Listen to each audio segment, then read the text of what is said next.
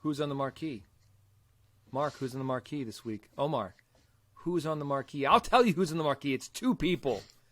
This week, the names on the marquee are Islam Makhachev and Alexander Volkanovski for their instant classic that they turned in this past weekend, this past Saturday night, February 12th, in Perth, Australia, at the RAC Arena in front of 14,000 screaming UFC fans who were not disappointed. Well, they were disappointed in the result, but man, oh man, I am not disappointed in this fight. To me, I just said, I'll say it again, man. One of my all-time favorite fights already. It's on my list, which we got to do. We got to do an episode one of these days about like our all-time favorite fucking fights. That's a hard list. It is a hard list. Because like I feel like you're gonna come make it, and then the next day you're gonna be like, "Oh my god, I totally forgot this." That would be like my number 2. Like it's hard to remember them all. Well, it is not the first time, but it was a champ versus champ fight. Alexander Volkanovski, the current UFC featherweight champion, moved up in weight to challenge for the lightweight title, challenging Islam Makhachev. It was ultimately a losing effort. Spoiler alerts. Makhachev got it done on the scorecards and won by a unanimous decision. All three judges scoring the fight in favor of Makhachev. The scores read 48-47, 48-47, and a 49-46, which I'm sure one of us might have something to say about. Yeah, he's a fucking chooch. Mark, let me throw it over to you first. What was your take on the fight, the performances of these two men, and the decision ultimately? What a fight. What a night. This thing was awesome. I have the same take as you. Amazingly, I got a couple texts from people afterward when I shot out texts saying, like, wow, that was awesome. Who were like, really? You thought so? Like, I feel like not that much happened. I was like, get the fuck out of here. Like, if that fight didn't do it for you, just pick a different sport. It's not your sport. You're in the wrong sport. This was unbelievable. It really was a fight that I'll remember for a long time. The real storyline of this fight was, have we found someone in Volk who could step up to Islam Makhachev and present some resistance to this man's dominance? And that part of the story delivered in spades. Volk was every bit Islam's equal on Saturday night. You know, he went in there, he stared across at this guy who had begun to seem somewhat unstoppable as of late, and he just gave zero fucks about it. Like, from the beginning, he was calm, talking in there, laughing in there, reacting to the crowd, even with Islam on his back. Like, if you think about what Islam has done to people and the ease that he has done it with, and then I tell you that within the first few minutes of that fight, Islam's going to have Volk's back, and Volk is going to be ignoring it and playing to the crowd and fucking throwing up hand signals. Like, you'd be like, no fucking way. And that's what this guy went in there and did. Like, he is an animal. And then you factor in the crowd on top of it, which was just absolutely insane, popping for everything Volk did. It really felt epic, partially because of them. And the fight was great. Early on, I would say the movement of Volk and like the switching stances that he was employing, it definitely gave Islam a lot of pause compared to what we normally see. Islam is usually able to kind of walk people down, and because of the dual threat that he is, they don't react well. And Volk wasn't allowing it just because his movement was so good and he kept switching stances, and it seemed like Islam couldn't – I got fuzz flying in my face – couldn't really figure out how he wanted to enter, and it was frustrating him to start. And Volk was really setting that pace. But as we saw in round one, all Islam needed to do was land one, which he did. He brought Alex to a knee, and then he charged and he took the back. And the first round didn't tell you a huge story of what was coming, I guess, because, like, yes, as I said, Volk was fine and he was posing, but he was also stuck. He was stuck for about 2 minutes, and it kind of felt like, all right, Islam's being Islam. And you kind of thought, are we going to see this again in round two? And then round two comes, and we get the whole story of, like, holy shit, like, this is going to be a real fight because, I mean, first off, we get a knockdown from Volk, which I didn't even realize was a knockdown live. I thought Islam tripped, and on the rewatch, I've since realized it was a knockdown. But then Islam kind of scrambles and gets Volk down again, and you're like, here we go, it's going to be the same. And Volk gets up, and then he gets him down again, and Volk gets up again. And that's when it was kind of like, oh, shit. Like, this is happening. Like, Volk is here, and we're about to get 15 plus more minutes of this that are going to be fucking wild. Like, that was really when it hit you. And you could tell it's when it hit Bisping. Like, Bisping kind of lost it when Volk truly got up and separated. Like, that's when everybody started to really buckle up. And that round in itself was a razor close round. I'll kind of circle back to the scoring, I guess. Round 3 was razor close as well. Round 4 even. I get the argument of, like, Volk was landing all these punches. I think it's tough to not give it to Islam because Islam was on his back for such a long period of time. But that's the round where I feel like Volk blew it, because that round was the first time where I kind of had the feeling of, like, wow, it sort of looks like Volk has more energy right now. Like, what's going to happen here? And then he gets caught in that takedown where he kind of gets half up and he's so comfortable that he starts talking to Islam's corner about how he's about to get up. Yes. And it was like the one time in the fight where he kind of checked out a little bit, and Islam took his back and had his back for 3 minutes after that. And you wonder, looking back, like, if he would have just focused on getting up, could he have won that round and he would have been the champ right now? Yeah. So I'm sure he regrets that moment. Turned out to be a huge mistake. But then we get to round 5, and it's all Volk. It's like the one, you know, the legend of Volk kind of already grew throughout this fight. But it just explodes in round 5 and goes through the roof with the knockdown. Like, he is raining shots standing over Islam. Who the fuck does that to Islam? Like, that picture, that feeling of, like, oh my God, that's where Volk became the man, as if he wasn't already the man. But that was the statement of the fight. And to get back to the scoring, it was impossible.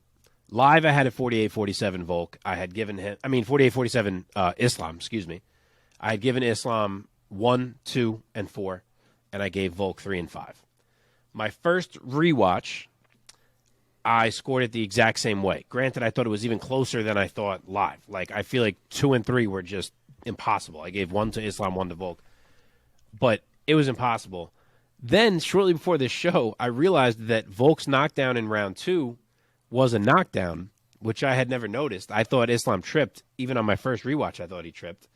So now in my head, I'm like, well, fuck, if I had that round by this much to Islam, and now I just gave Volk a knockdown, maybe I got to watch this again. So I'm just going to end up watching this fight like 10 fucking times. But what even the biggest Islam fanboy could not deny is that Volk won this fight in pride-style scoring. Like, he was the better man. Islam won a round 1 barely. 2, 3, 4 were all tight, and Volk fucking smoked him in round 5.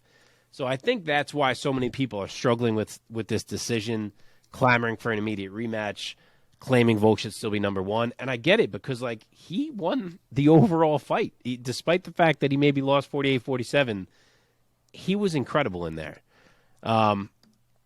So it was great. I don't hate you scoring it either way.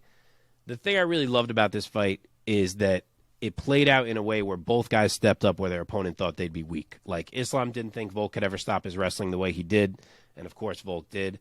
And then Volk thought that if he could do that, Islam could never hang with him on the feet, and Islam did. He won a ton of exchanges in there, and he hurt Volk a couple times. So, yeah, I'm probably going to go watch this a 4th time now, and a 5th, and so on. It's just razor close, but really the bottom line here is that this was legendary. Both of these guys are unreal, and we do need to see them do this again.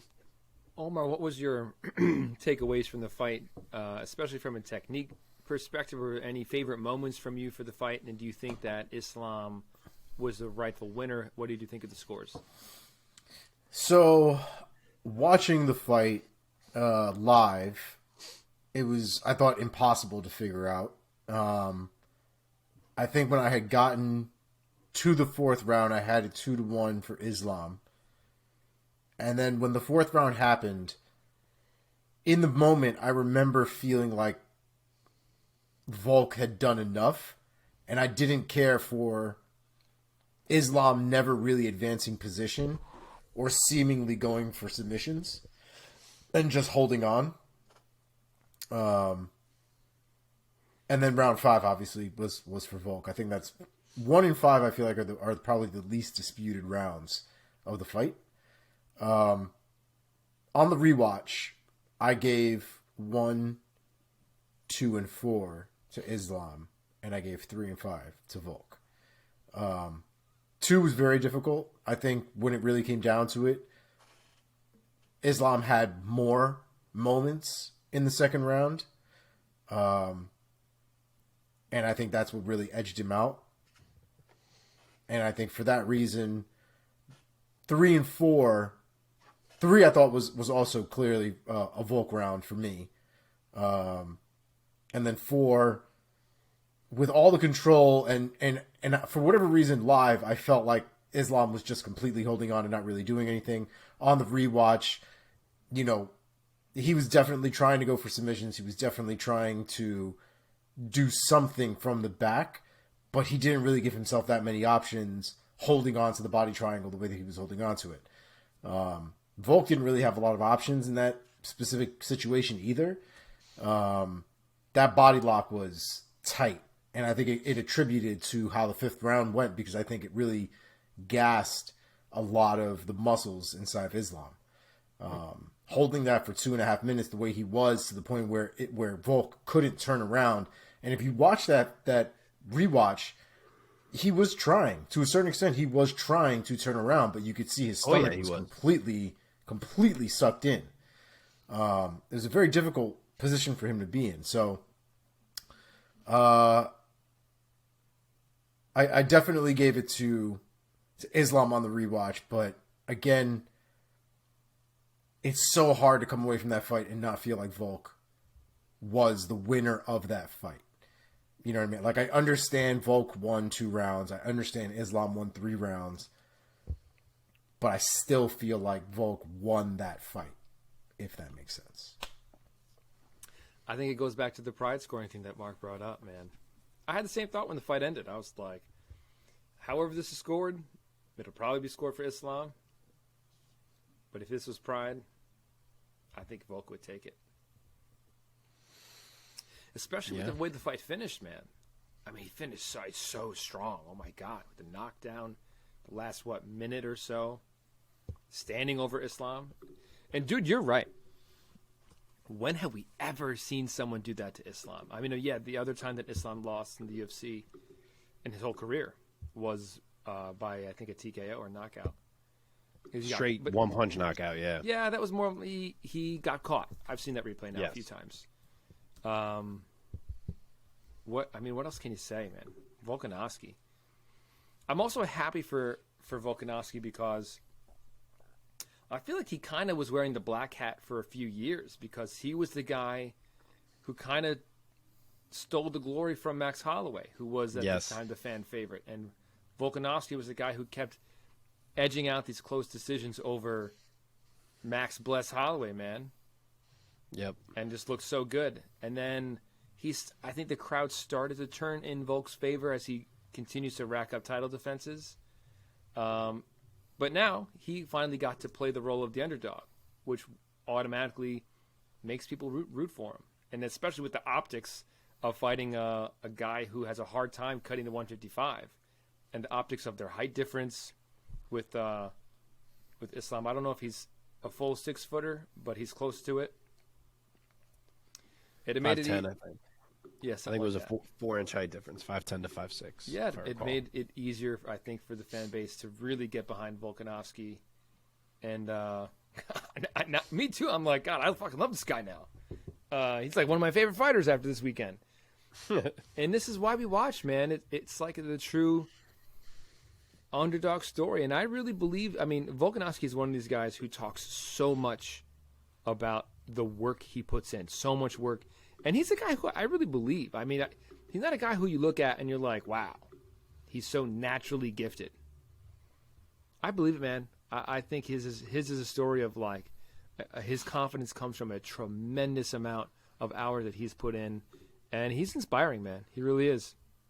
But I can't leave out the greatness of Islam Makhachev. Just because Volkanovski took Makhachev to places that we've never seen before, Makhachev still rightfully has a claim to, that he won this fight. And he is now the pound-for-pound best on the planet at 155 pounds. and he deserves that. And he showed grit in this fight. He showed tremendous skills in this fight. Hey, also, do not sleep on Islam Makhachev's striking. Is he the flashiest striker? No. But the man gets it done, and he has really good power for 155. And I say it every time, man. I don't know when people are just going to admit that the dude can strike. Yeah. Oh, for sure. Does he have like the touch of death power? No. But he hits really hard for 155, man. And he's a good striker. And he's accurate. And he's really accurate. And I mean, Makhachev, man, he's just a total package. You can't deny it. He's as close to being the total package as it gets. Yep. All right. What is next for these two UFC fighters? Will they meet again anytime soon or no? Mark, what do you think? I mean, I love the idea of a rematch. Who doesn't? I think it's something that has to happen. I don't know that it has to happen immediately. It seems like the more days that pass, the more Volk is pushing for that. Like on the night of, he was very much like, well, I guess I'm going to go fight Yair now, and then we'll see if we can do this again. It seems like since then he's kind of being more vocal about like, well, Yair can do his thing right now. I'd love to do this again. So maybe we're going to get it again right away. I kind of feel like I'd rather see Volk go unify the titles with Yair and have Islam defend against someone, whether that would mean Poirier or Dariush or whoever it would be. There's obviously options there. But I kind of think if you have both of these guys go back, defend their belts, and win again, the hype only gets bigger for them to meet again rather than doing it again right away. Mm-hmm. So that's how I'd go about it, but obviously there's no wrong answer here. Omar, what do you think? Rematch, yay or nay? Honestly, I'm down to see a rematch, particularly because I think there are certain things that I feel like Volk didn't do correctly that I feel like on a second attempt he would be able to do. It sounds like Khabib had some feedback for Islam as well, so there might be some things in there that we may not see a second time around. However, the one thing I feel like that won't happen is Volk won't be giving that much respect to Islam early in the fight. And I think he gave way too much respect, worried about the takedowns, worried about the strength, worried about everything that we all thought was going to be a problem. And I think once Volk kind of got into the groove, he realized this isn't really as bad as anyone made it out to seem. Let's get to work. And so we saw kind of that shift in the momentum, especially as the rounds went through. But I feel like on a second, and let me be clear, if this was a 10-round fight, just based off of the performances, Volk, first of all, regardless of the fact that Volk was basically almost done with that fight in the first place, would have gone another 5 rounds. That cardio that man has is stupid. I don't even understand it. I don't. Oh yeah. Islam was definitely on the way down, and Volk seemingly was like a straight line. Like it just didn't seem like it was going down. It wasn't as high as when he first started, but it just wasn't going down. And it was really impressive to watch. So I just feel like on a second whim, on a second try, Volk gets it done. And I feel like if you go back to unifying the title, defending the title, if something were to happen, if one of them has a big fight that might need another you're gonna lose, I think, the fire that's kind of already been sparked. I think this is one of those you strike while the iron's hot kind of things.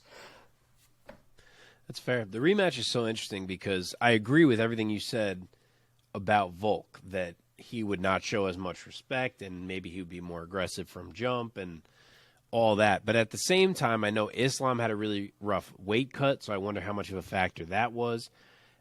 And I also wonder how much his game plan changes, because I do think, as much as he respected Volk and he prepared for Volk and all that, I think he thought things that always work would work. From all his interviews, it seemed like he was just like, I'm going to do what I do, and it doesn't matter.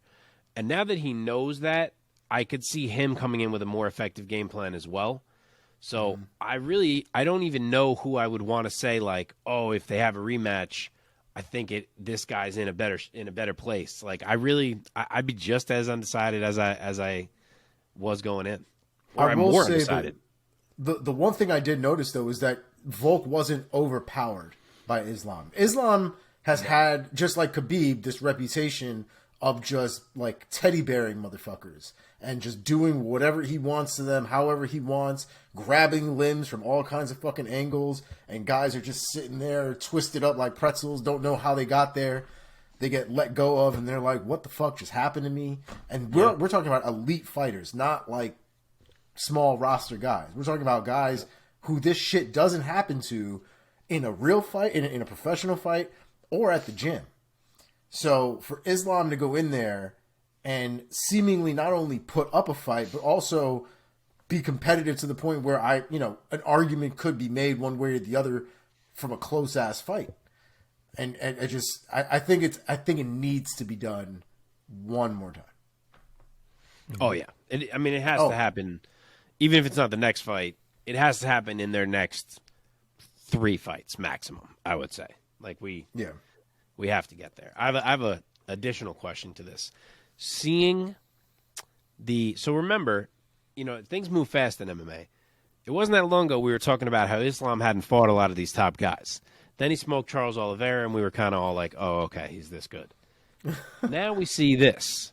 Does seeing this do anything in your mind to say, like, wow, now that I just saw this, I wonder what a Dustin Poirier could do? Whereas a couple months ago I was like, it probably doesn't go well.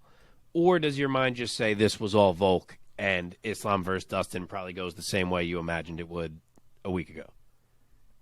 For me, the biggest issue with Dustin Poirier has always been his mindset going into certain fights.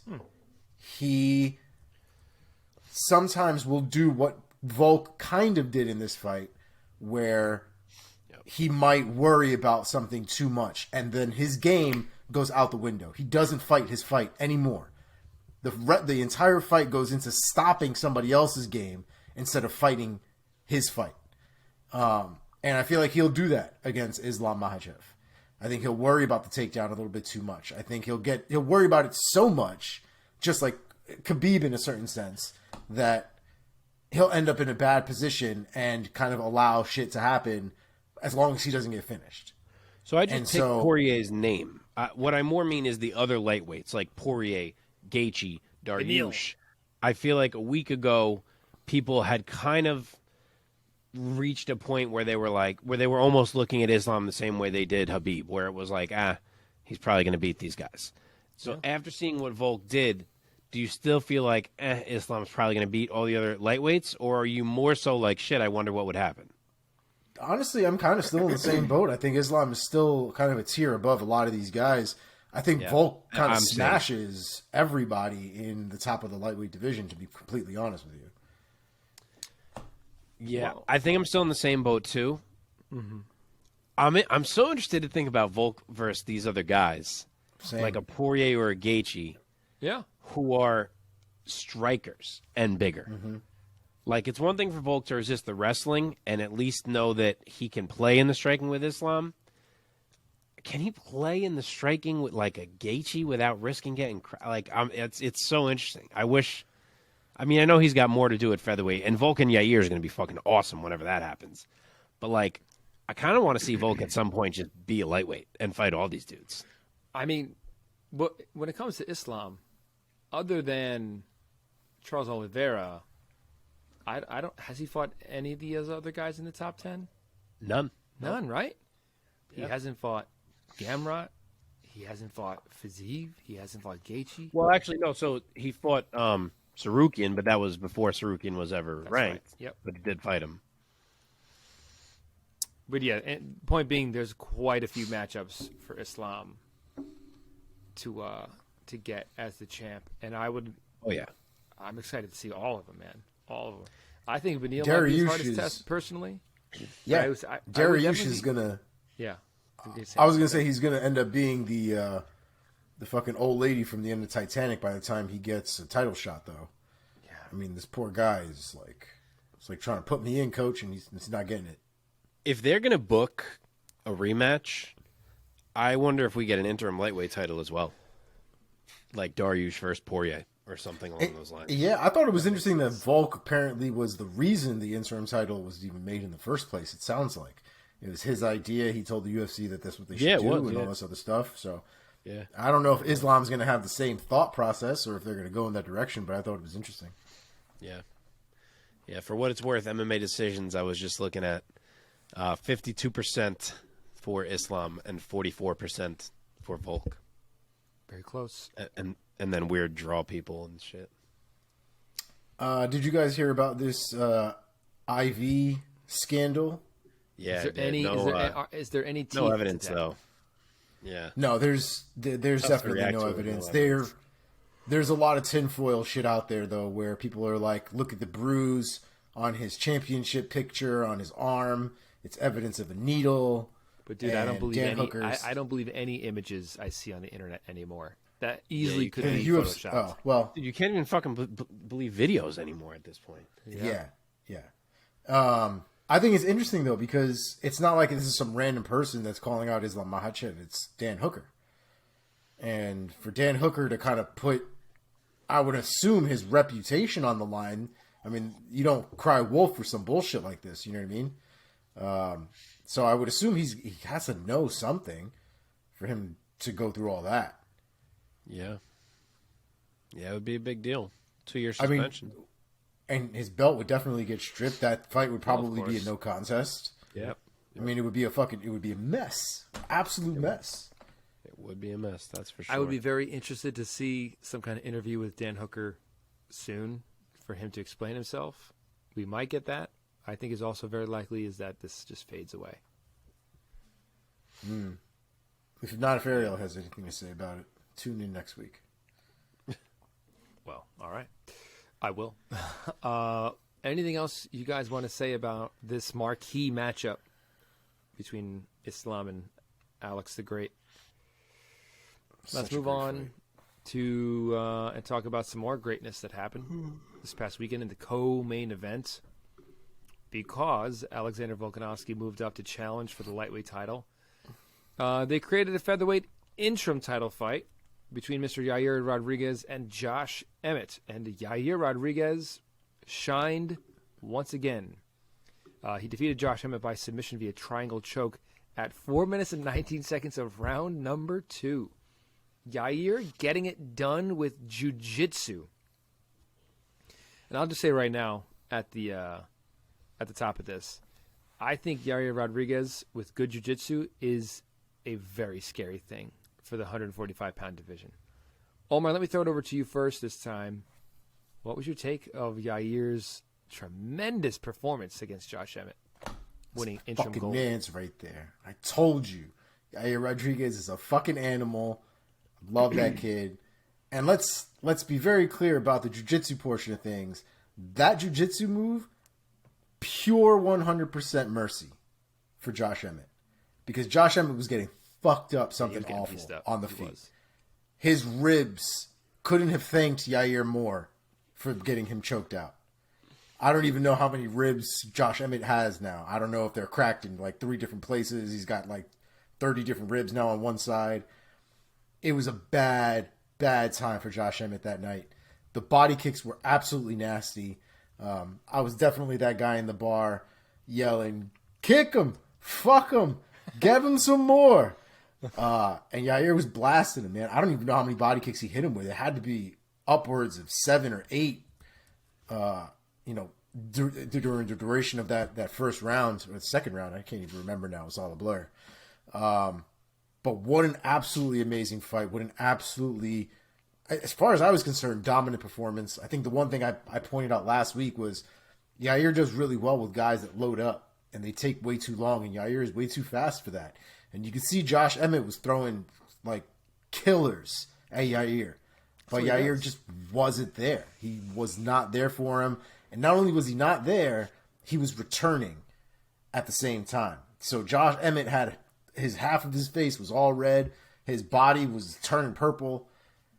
I mean, the triangle choke was pure mercy.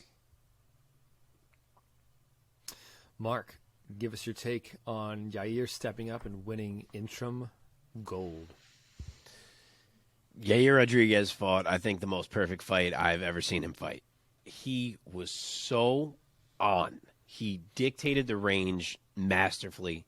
He stayed just outside of where Emmett's punches could be effective, but like just close enough that his kicks could land repeatedly. He did a fantastic job of moving into strike and then getting all the way out before Emmett could load up, as Omar mentioned. Showed a variety of kicks to keep Emmett guessing at what was coming. He was working up the middle, as I said I thought he would do, because Emmett likes to kind of come in, duck down on a line there, and he was freezing Emmett with that.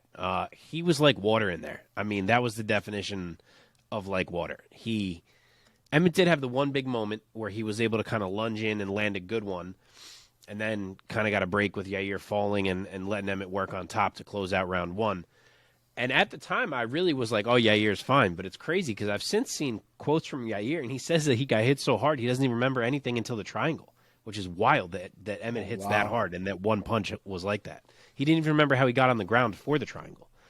But that aside, this fight was Yair all along. It was just constant flow state for him. Even the submission felt that way. Like he set it up so easy, it felt like. And it was just an awesome finish and awesome to see Yair with a belt around his waist, interim or not. There must have been a real amount of damage already have done to Josh Emmett, because Yair's wrist control, like I wouldn't guess that he could have that kind of wrist control on Josh Emmett, because he worked for that triangle. Like that wasn't something that he fell, that Josh Emmett fell into. Oh no, yeah. Like Yair had to work at that. He had to get his leg up in the air. He had to wrist control that left arm, pull it down to get his arm to get his leg over, wrap the other one across, push the right one over his body. That was a step by step by step by step triangle choke, and Josh Emmett did nothing about it. And I'm assuming it's because he couldn't do anything about it. The damage was done. Yeah. Yeah, his ribs were torn apart, as you said. Yeah, man. He was getting obliterated to the ribs. I want to know if he broke something, because those are the type of kicks that fuck you up. Yeah. So we know what's next for Yair, and it's probably going to be a title unification bout, most likely. What do you guys think? Omar, what do you think?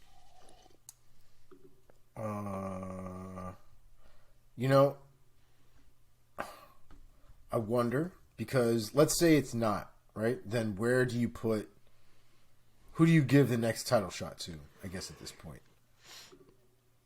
Aren't you not allowed to give somebody else a title shot? That's the whole point of this. No, he's saying the interim title shot. Right. Like Yair would essentially defend the interim belt. He's saying if Volk fights Islam again. Yeah. I think you'd have to give so weird. the Is there a winner. precedent for that? Oh, yeah, that's happened before. Who's Somebody has defended an interim belt? Interim belt? Nogueira defended an interim belt. I'm look pretty at you. positive against Frank Mir. Really? I didn't think think there anybody have had been actually others done that. as well. I could swear that when Mir beat Nogueira, that was an interim belt. Well, I'll make my pick, and I'm going to do the Googles. I do think the winner of Max Holloway, Arnold Allen, should probably get a shot. Yes. I think Arnold Allen obviously should be getting a title shot, especially with the performances that he's had. And if he gets through Max Holloway, how do you not give that kid the shot? And then Max Holloway versus Yair is a rematch. The first one was an absolute banger. This one has gold on the line. I also think that one works. Yeah. I'm of a similar mindset. Just quick on the interim title. Yeah, I think there's more than one example, but this example was that Nogueira had won an interim title from Tim Sylvia after Randy Couture stepped away. Then Couture came back and fought Brock, and Brock was the true champion. And then Nogueira defended the interim title against Frank Mir to see who would fight Brock. And Mir won, and then fought Brock to unify. But and I do think there's at least one other I want to look myself of an interim getting defended. But yeah, I agree. If obviously we may just see Volk and Yair, which would be fucking awesome, and I would love it. If we do go the route of an immediate rematch between Volk and Islam, then yeah, I think there's a lot of people in play. I think that, I shouldn't say a lot of people, 3. I think that the winner of Max and Arnold Allen could absolutely fight for that title.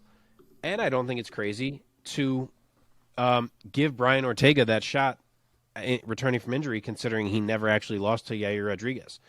So I think he could potentially step right back in, since Max and Allen is not till like 2+ months from now. Mm-hmm. I don't think it would be crazy for them if Volk gets booked to be like, all right, we're going to do Yair and Ortega. So yeah, I think there's options. I think we could see a handful of different things potentially.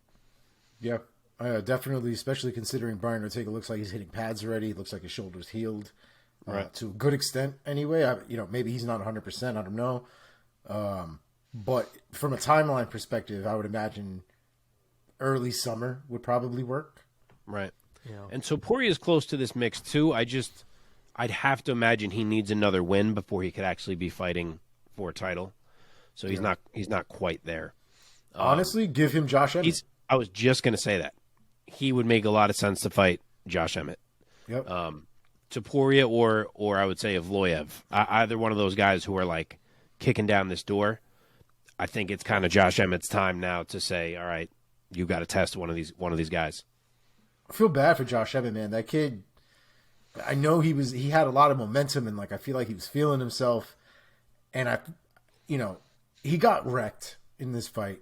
And I think if he fights Topuria, I think he gets wrecked again, man. And I don't know what that's going to do for that man. Yeah, I wouldn't pick him to beat Topuria or Evloev, to be quite honest. Those are such different fighters, those two guys. But yeah, Emmett versus Topuria would be nuts. Oh, 100%. Because Emmett can bang with anybody at featherweight. Anybody. But I think that kid would get slept by Topuria, though, if we're being honest. Like, Topuria is he's a bad motherfucker, that kid. He really is. He really is, man. Okay, let's move on. You guys good to move on? Yes. All right. In the welterweight division, more greatness, gentlemen. More greatness from this pay-per-view. Right. In the welterweight bout, Della Maddalena defeated Randy Brown by submission via rear naked choke at 2:13 of round number 1. But it was really the story of a punch, my guys. It just took one. Mark, let me throw it over to you first this time. Tell us that Jack is blossoming into a star. Jack is blossoming into a star. He absolutely is. This was interesting because Randy came out real confident. He was looking real smooth. He was kind of playing the matador a bit, which he likes to do. But you could tell that his range and his footwork were something that Jack had to kind of take time to get a read on before he could be his usual aggressive self. He was kind of waiting. He was analyzing. And usually we don't see that from Jack. So you could tell it took him a minute. And it even started to look like, man, is he struggling to kind of figure out how he wanted to attack this Randy Brown problem that was in front of him. And then after about 2 minutes, he did attack. And 10 seconds after that, Randy Brown was face down on the mat. And, we've said it before. I'll say it again. The guy is just so precise and obviously throws heat. Everything he throws just lands on the off switch. And in this fight, it was literally one fucking punch. It was like the first big punch that he threw. And then, of course, he finishes with a sub just for some style points, so he can say that he's got some varied finishes on the record. And I said this on Saturday night, and it may be a bit aggressive, but I really believe it that the rise of Jack feels similar to me to the rise of Conor, in that you're watching these fights, and in your head, you're almost just like counting down until the nuclear bomb lands. Like it feels like it's coming. Every punch, you're like, this is the one, this is the one. And he feels like that. That's how Conor felt. That's how Jack felt. And it's starting to shape up like this guy's going to be a star. Yeah, man. Omar, what was your reaction to the finish that Jack Della Maddalena got over Randy Brown? Well, I got it wrong, so I was kind of like, shit. Randy Brown's my dude, man, and that was rough. I love Maddalena. I would pick him. I think in 99% of the things he's going to be in. But I wanted Randy Brown to win. It was a tall order. I thought he would use his length and his reach to his advantage, which he did until he didn't. And that power that Maddalena has is crazy, man. I mean, he made all of Randy Brown's body do all kinds of crazy shit. There's not really much you can do there, man. Once he got caught, it was the beginning at the end, and you got to give Maddalena credit for having that kind of killer instinct. A lot of guys still to this day don't do that. Don't follow up for the finish. Don't kind of get themselves out of the fight. They kind of sometimes let these guys get back in the fight. So Maddalena did the right thing, man. It was a great fight. Excuse me, great performance. I mean, he's got to skyrocket at this point. You probably give him somebody really high up at this point. I would imagine his performances are insane. Let's just piggyback right off that, Omar. Looking at the welterweight rankings, if you were the matchmaker of the UFC, who would you want to match up Jack with next? So, I don't know if this is too much.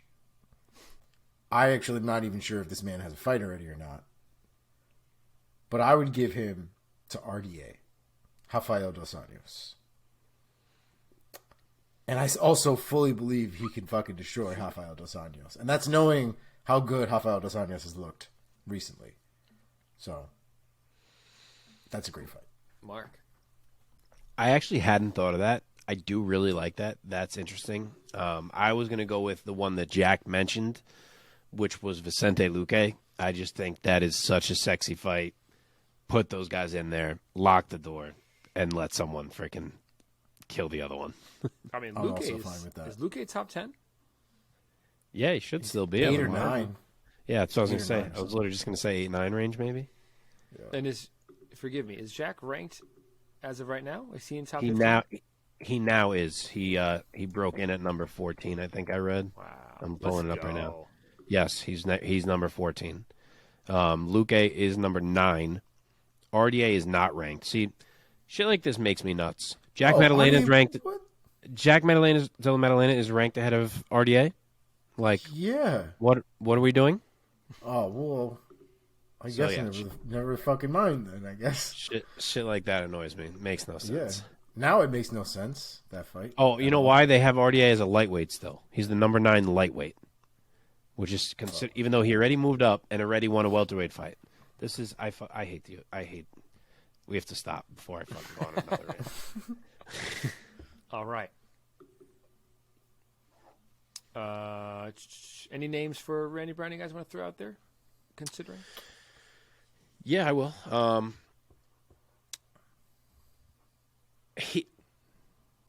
I'm remembering what I wanted to say now, which is kind of not an answer. He's a little harder to figure out because I kind of want to say no one yet because I think he deserves another shot against a guy who matters. He's had a great run. He got caught here. I don't really want to see him kind of have to go fight down against the same type of guys he's been beating. And everyone who matters is basically booked at this point. So something I rarely say, I kind of feel like I just want to wait and see who loses some of these fights. There's a lot of fights booked of guys who are like on the edge of the rankings, just outside of the rankings. There's like a good 5 different cool fights. I kind of want to let some of these play out, see who loses, and see who might be the sexiest option for Randy Brown and go with that. Nice. Any other names, Omar, that you would throw out there? I have a similar approach. I was thinking either the loser of the Holland Ponzinibbio fight, Yep, the loser of the Jingliang Chiesa fight, Yep. and the 2 others I had. If he wanted a paycheck, right? If we didn't want to wait, if you want to just get back in there and make a fight that I guess kind of would make sense and available, closer to kind of where I'm assuming he would be ranked at this point, either a Max Griffin or even an Alex Morono, I think would be really good fights. Fights I think he could win, fights I think that would be a challenge, but he would look good doing it. So couple of different options I think he has, actually. Yeah, I was looking at those same fights that you said, plus the D-Rod and Gunner one, and there was another one too, I'm forgetting. But yeah, those, I kind of take whatever loser of those makes some sense and give Randy another shot here against a real name. What about a guy who's rising? How about Phil Rowe? I thought about that, but that kind of fit the bill of what I said in the first place, which is like, I feel like these are the guys Randy Brown has had to keep fighting and keep beating. And I'd rather see him not have to do that again. But would it shock me if that got booked? 0%. Okay. I mean, that'd be a sick fight. For sure. Okay, let's move on. One more that we're going to kind of unpack before we get into our lightning round for UFC 284 Makhachev versus Volkanovski. In the light heavyweight division, Jimmy Crute and Alonzo Menifield had a majority draw. One judge had it 29-27. The other two even at 28-28. I felt a little bad at one point. I was like, what does Alonzo Menifield have to do? Does he have to hit Jimmy Crute with a kitchen sink for this guy to go away? And credit to Jimmy Crute, man, for fucking being tough as nails. And also, I guess, good luck that, who was it? Was it Goddard that had the quick point deduction for Menifield grabbing the fence? Yeah. Helped change the trajectory of that fight into a majority draw. Omar, let me throw it over to you first this time. Give us your take of how this fight played out. It was a very no-nonsense reaction from Mark Goddard there on that point deduction. And it changed the whole trajectory of the fight, especially with only 3 rounds. I mean, that just... And the way that fight was going, that was a real buzzkill there. But to be fair, man, Jimmy Crute came out in that 3rd round and was like, what point? And just tried to murder Alonzo Menifield. I mean, the closest I think we came to seeing a final round end like that, I think, was the Volkanovski Islam fight, where Crute was just trying and on top and not letting Menifield up and going and going. I argued that was a 10-8 round. I thought, well, a 10-8 round based on normal scores plus the additional point deduction 10-7 round. I thought Crute should have won that fight, personally. Have you rewatched it? I have not. Am I wrong? So I remembered you said that. So when I was watching, I was like, I got to pay attention because I didn't feel like it was a 10-8. Again, ignoring the point. Like, I didn't feel like it was a real 10-8. And I didn't see it. Nothing to make me say it was 10-8. Really? I'm curious what you would think if you watched it. I guess I have to watch it again. I just remember Alonzo Menifield not really doing anything and just being on the ground, getting pummeled. I mean, he was stuck. The entirety of that fucking round. For sure. He was stuck. I will watch it again, though. But either way, I knew it was either going to be a draw or it was going to be Crute winning if it was some sort of miracle that they gave him a natural 10-8 plus the point.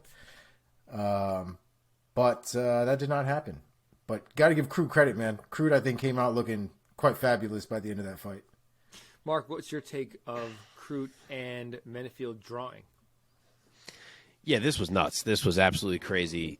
Basically, from the second the bell rang, like Crute comes out a bit sloppy and is getting touched in the first 5 seconds. Like, it was like, oh my God, Jimmy Crute, like take it easy, dude. You're walking into punches.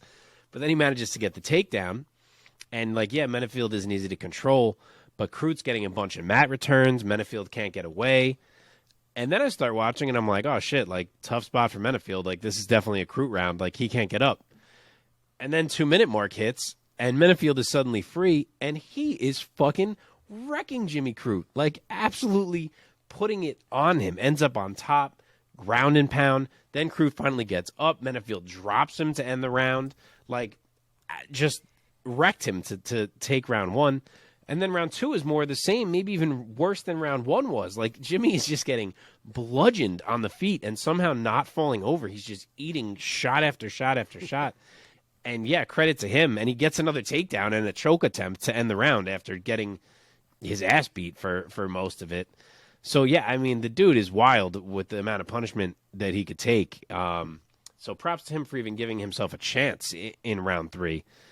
But he got wrecked for those first 2 rounds. And the Derek Cleary scorecard where Jimmy Crute got round 2 is up there with the worst scorecards I've ever seen in my entire life. And thank God he was the only idiot judging that fight, because if it was up to that man, Alonzo Menifield would have been robbed and he would have lost 29-27.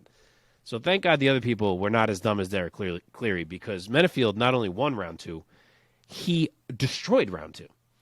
So that was painful to see. But the other two guys at least scored it well. Crute does bounce back. He wins round 3 after everything. Obviously, with the point, we get a draw.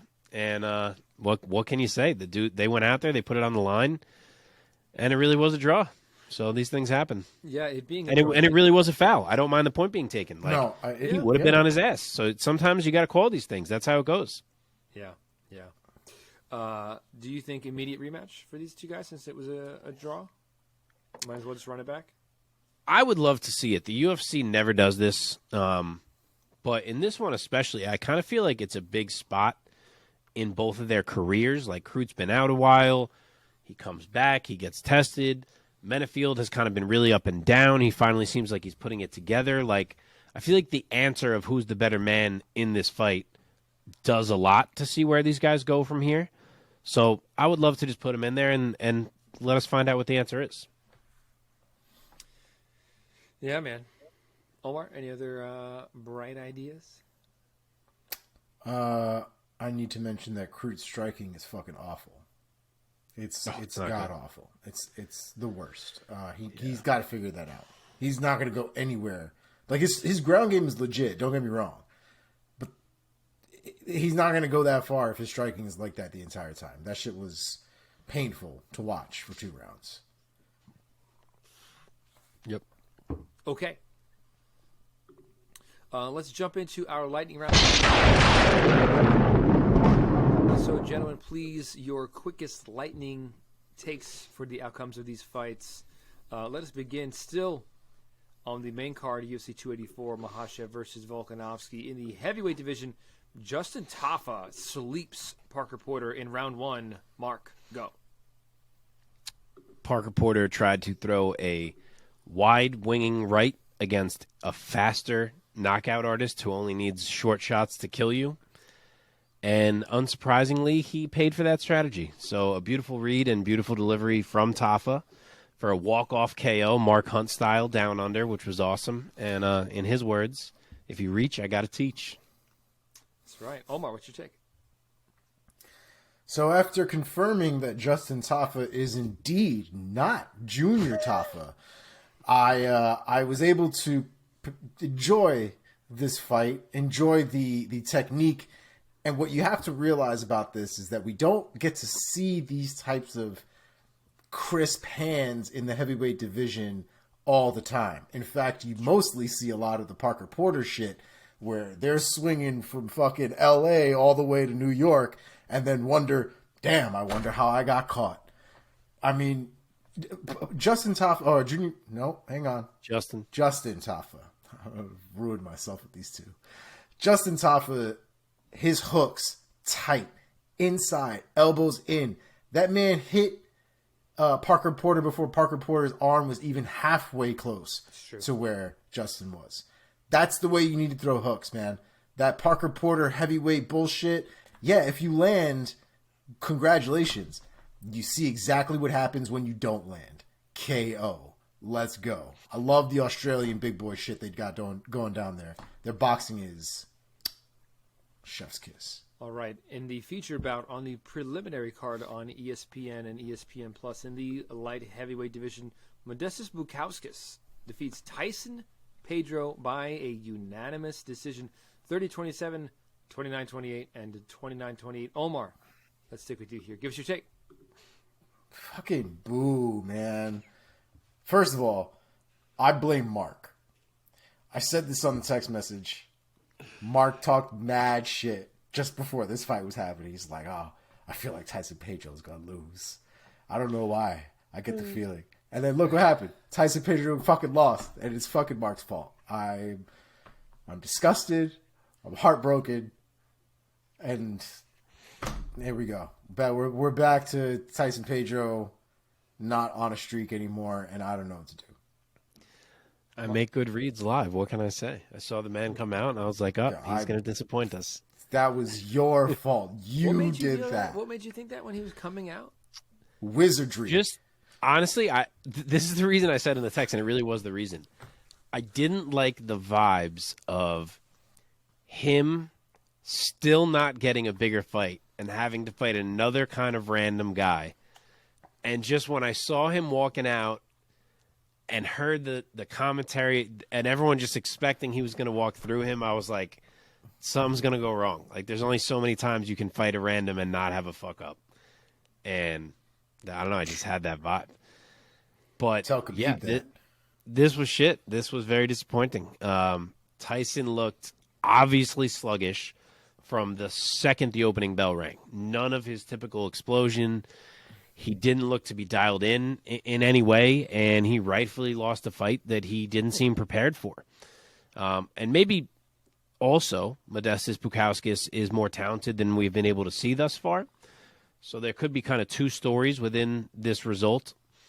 And I will say that I read today that Tyson Pedro was up all night the night before with diarrhea and throwing up. That would make sense. That explains a lot. So I want to hate on him a little bit less. But yeah, this sucked. It wasn't a great performance, man. Like, he didn't look good at all, like, ever in the fight. Yeah. And that was something I think we texted each other almost right away. It was like, yep, he looks horrible. He looks absolutely terrible.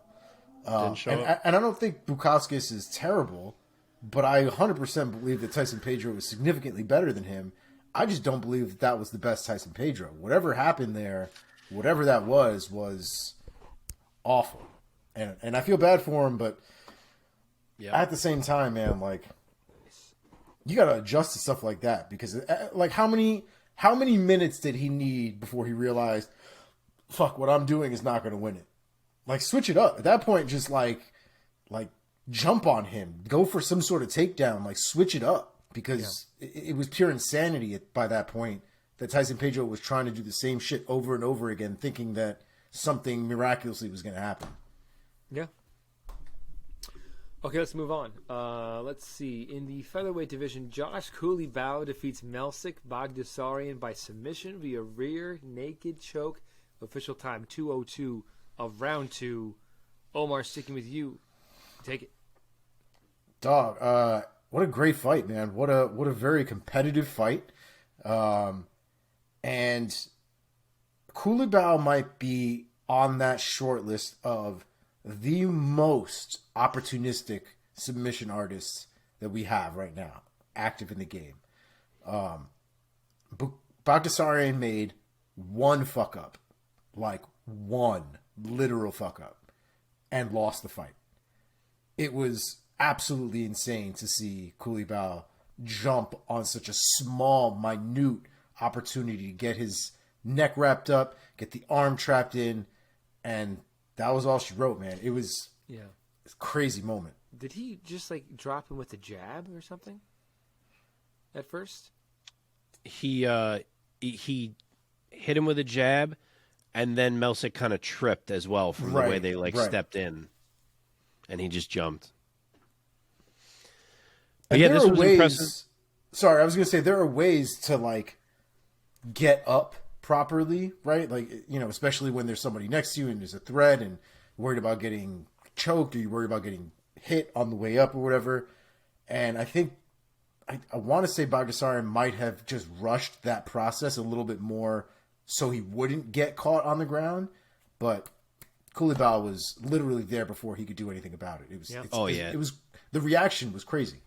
Yeah, I'm not even sure he did something wrong. Cooley-Bao was just on his back so fucking quick before he could even react to it. But this was impressive stuff from Cooley-Bao. The story of this fight was that he would probably be on the short end of technique in kickboxing, and he was. But that a guy as dangerous as he is, who presents such well-rounded danger, maybe he could find a moment to change things, and that is exactly what he managed to do. Like, it went from a calm striking exchange to a jab with a trip and immediate back take and choke within 5 seconds of each other.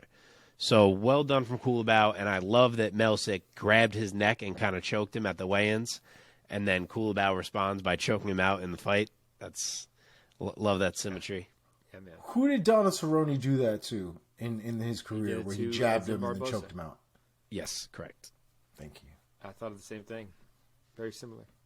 All right, let's move on. Let's see. Kletzen Rodriguez defeats Shannon Ross by TKO in round number 1. Mark, take it. So I read somewhere a couple of days before this fight, I forget from who, but the take was that Kletzen Rodriguez's debut loss kind of masked the fact that he has the talent to be a future contender at flyweight. And boy, I don't want to get ahead of things because Shannon Ross, is unproven himself, but that looked very contendery. So maybe Rodriguez is a name to watch. I mean, he just came out like a whirlwind. He tore Ross up to the body and the head, switching back and forth, and he got him out of there quick. Omar. The striking was clean, man. I think the only thing we'd have to keep in mind is he missed weight. Doesn't look good. Did he? Shit, I didn't even realize that. 127. Oh, shit. I totally missed that. So he did miss weight, and he looked like somebody that had a lot of power behind him. That is a deadly combination. Hopefully his next performance he makes proper weight, because if he's still that good after actually making weight, people are in for some trouble. That man got hands, for sure. Okay. Jamie Malarkey, UD, over Francisco Prado. Omar, take it. Jamie Malarkey, man. That boy is a gamer. That boy is absolutely a gamer, and I gave him all 3 rounds. I don't think I expected anything different from that. But Jamie Malarkey is going to be that guy. I think he had a better test before this, and somebody dropped out. I can't remember now off the top of my head who it was. Yeah, I can't remember either. But I'm glad Jamie Malarkey got the win. That way we can potentially rebook whatever that was and make a fight that actually makes sense for him. Mark. Yeah, he's absolutely a gamer. That's the perfect word. You could see that Prado was as advertised and that he presented some danger on the feet. He's a guy who had strung together a lot of knockouts pre-UFC. And you could see he had it in there, but unfortunately for him, it was an MMA fight, and Malarkey just fought really well. He mixed it up. He kept Prado guessing, a little bit off balance. He mixed in the takedowns, and he did work. Clear win for Malarkey. Okay, going down into the early prelims now. UFC 284, Makhachev versus Volkanovski. Jack Jenkins, unanimous decision over Don Shainis. Mark, take it. Bro, how about Australian Jose Aldo? I did not realize that Jack Jenkins had broken the legs of 3 of his last 5 opponents coming into this fight. That is an absolutely wild stat, and is also a stat that makes me feel like he might have a hard time getting fights in the UFC. But he looked great here. The leg kicks were on full display. He showed off the grappling, and Shainis did fight tough, to be honest, but it was a clear win for Jenkins, and definitely a guy that I'll be keeping an eye on. Omar. Yeah, man. The one thing I really liked about the showing for Jenkins was the weight it looked like he had behind a lot of his shots. We see a lot of guys that have a lot of movement. They don't always have a lot of the weight, but they're putting on a lot of the volume. Jenkins seemed to have a lot of good movement as well as a lot of that weight. A lot of those strikes look like they will mess you up when they land clean. And I think a lot of them did. So it was a great showing from Jenkins. I definitely want to see what he has higher up in the rankings at this point. But yeah, great performance for sure. Okay, Loma Luke Boon Mi, round 2 submission victory over Elise Reed. Omar, take it. Yo, let's go, Luma Luke Boonmi. Who had Luke Boonmi by submission on their 2023 bingo card? Because fucking no one did. No one. Same amount of people that had Jack by submission. Bro, I want to see that. Somebody could have probably bet $1 on that result. I was just gonna say, and won like $1 million. You parlay those two, you could probably bet $1 for like fucking $5,000. Man, the first round was competitive though. Honestly, probably that round might have been able to go either way if you had an argument for it. But that second round, man, when Luke Boonmi was able to get her back and sink that choke in, what an absolutely crazy fucking moment. I couldn't believe that was where we actually were. It was a fantastic finish. Love it. Mark. Yeah, you could tell as soon as round 2 started that Loma was not thrilled about being out-grappled in round 1. because she went right in there, took the back, took her down, back take, choke, like she was intent on reversing what had happened in the grappling in round 1. And I don't know how high Loma's ceiling is in this division, but she has looked very good lately, and I'd like to see her get a bigger opportunity against someone coming out of this. And she's fun, man. She's a fun one. She's fun. Yeah. Does she tie? I believe so. Yes. Yeah, I believe so. And we talked about this last time she fought. Loma Lukbunmi is like not her name at all, right? Yeah, it's No. like Supi Sara something. Yeah, it's Konklak Sufisara. Fair enough. Yep. I'll take it.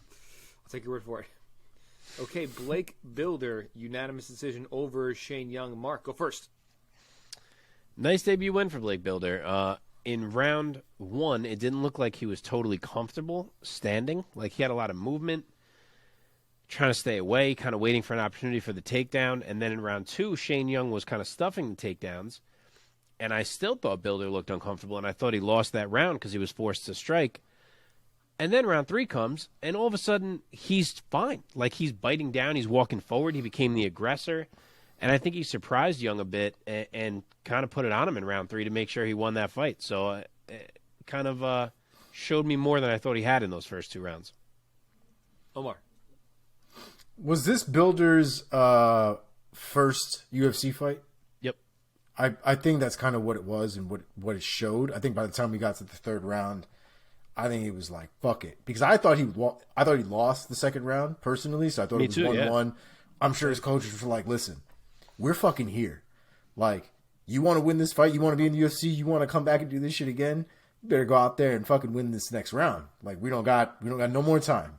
And that's, I feel like, how he came out, man. He came out in the 3rd round. It did not look like he was ready to have a back and forth with anybody. He looked like he was going in there to destroy somebody for the next 5 minutes. And good on him. I thought it was a good showing, a good finish more than anything.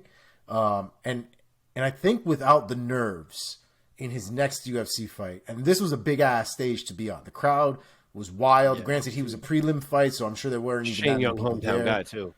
But walking into that arena in the first place has got to give you some kind of chills. So I'm assuming on his next performance, we'll see probably a more proper showing of what Builder has to offer for 3 more rounds. Just to piggyback off what you said, let's take a moment. What a fucking crowd that seemed like it was. Oh, Dude. fucking In awesome fucking crowd, Perth. dude. Incredible crowd. I felt the energy through my screen. They seem like a less aggressive version of Americans. You know what I mean? Like, they really seem like they're chanting, they're going for their guy, but like it never seems like they're yelling "fuck you" to the other guy or like anything crazy. But like, well, we know the Brazilians, they're either you die or whatever. Like, we get that.